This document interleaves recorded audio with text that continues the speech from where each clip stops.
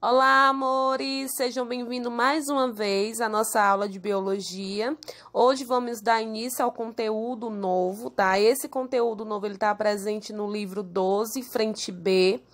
Vamos iniciar o conteúdo de interação gênica. Interação gênica já lembra genética, né? E sim, vamos voltar a estudar genética mais uma vez. Então, esse livro de frente B, ele remete a alguns estudos da genética que a gente vai conhecer hoje. E hoje vamos iniciar pela interação gênica. Interação gênica, gente, nada mais é um fenômeno genético em que vários genes interagem entre si para influenciar uma nova característica. Ou seja, ela envolve vários graus variáveis de complexidade, desde os casos mais simples, que resultam da interação entre dois genes, aos estados mais avançados, como, por exemplo, aqui a cor da crista da galinha, que é controlado por dois pares de genes. Então, nesse primeiro momento, a gente vai estudar um pouco sobre a crista das galinhas, tá? Eu acredito que esse conteúdo vocês têm um pouco de noção, porque já foi explicado, basicamente pincelado, não foi detalhado no início do ano, tá? Então, essa imagem, ela mostra basicamente para vocês como que a interação gênica ela ocorre. Ou seja, quando dois ou mais pares de genes não alelos, eles vão determinar uma data característica, ou seja, eles não se manifestam independente, eles vão precisar de um par para se manifestar, tá? A gente vai conhecer um pouco agora sobre o estudo das galinhas. O estudo da crista das galinhas é dividido em 4 tipos: noz, crista noz, rosa, ervilha e simples, tá? Esse tipo de genes, ele ocorre de forma independente e alguns deles agem em conjunto. Por exemplo, a gente vai conhecer basicamente os fenótipos. O que é o fenótipo? Vamos lembrar. Fenótipo é a característica que é exercida. Genótipo é o tipo de cruzamento que é realizado, tá? E a gente vai conhecer basicamente cada um desses tipos de crista. Mais uma vez, vamos ter 4 tipos: crista rosa, crista ervilha, crista simples e crista noz. A gente vai conhecer basicamente como é que vai denominar cada um deles, tá? Lembrando sempre que eles vão ser identificados pelo tipo de genótipo que é estabelecido por uma característica, que a gente vai conhecer agora cada uma delas, tá bom? Qualquer coisa eu estou à disposição. Por exemplo, a crista rosa, gente, é encontrada perante um cruzamento genético se ela tiver o Rzão no cruzamento. Se ela tiver o Rzão no cruzamento e o restante do cruzamento for Ezinho, ela é rosa. Ervilha, quando ela é condicionada pelo gene Ezão. Se tiver Ezão no cruzamento e o restante for recessivo, ou seja, com letras maiúsculas, é considerada ervilha. Simples é o mais fácil. É um genótipo recessivo, todos eles vão ser recessivos. E o nós, a gente vai ter como característica a presença do Rzão e do Ezão. Aqui tem um quadro abaixo, que eu estou mostrando para vocês aqui nessa imagem, printem, que dá para a gente compreender basicamente.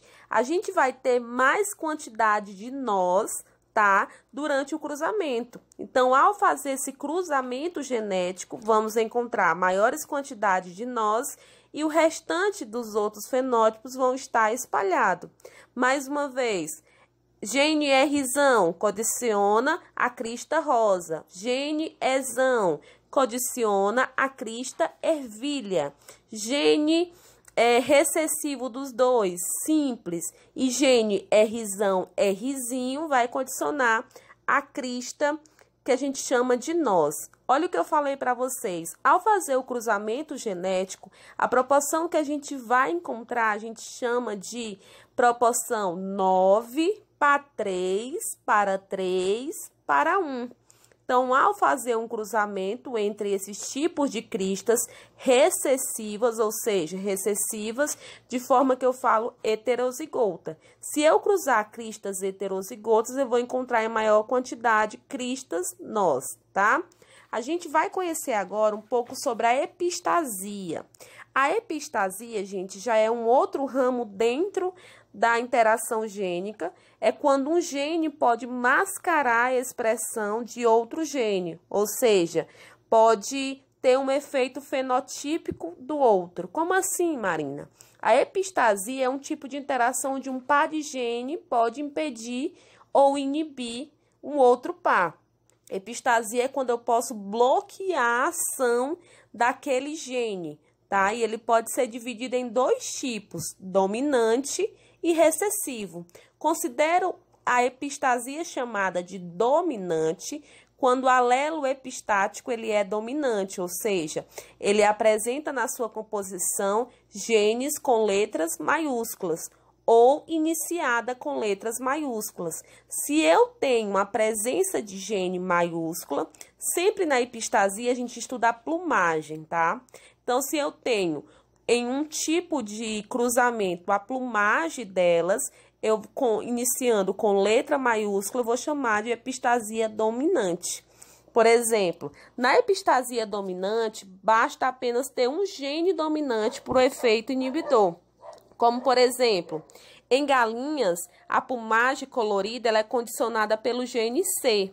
Então, todas as galinhas que vão possuir o gene C, o alelo Lzinho vai possuir a plumagem branca. Só que o que vai acontecer? O alelo I vai inibir o alelo C. Então, esse é um caso de epistasia dominante, em que a galinha vai apresentar somente uma plumagem colorida. Ó, mais uma vez, essa imagem ela retrata bem. Gene epistático é quando ele é dominante. Gene hipostático é quando ele é recessivo, tá? Então, aqui, nessa primeira galinha colorida aqui, marrom, a gente tem o genótipo dele.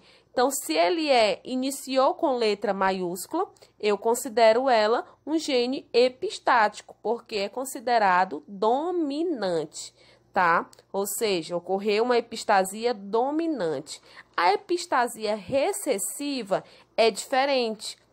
Também é estudada a pelagem, principalmente de cães, labradores, e é determinada por uma epistasia recessiva, onde o alelo Bzão, ele vai determinar o pigmento preto, e o Bzinho vai ser o pigmento marrom. Então, o A ele vai determinar a deposição desses pigmentos, originando a coloração dourada ou caramelo. Então, a gente vai encontrar vários tipos de pigmentação da pelagem dos cães, tá? Não somente da pelagem dos cães, mas na pelagem do gato aqui.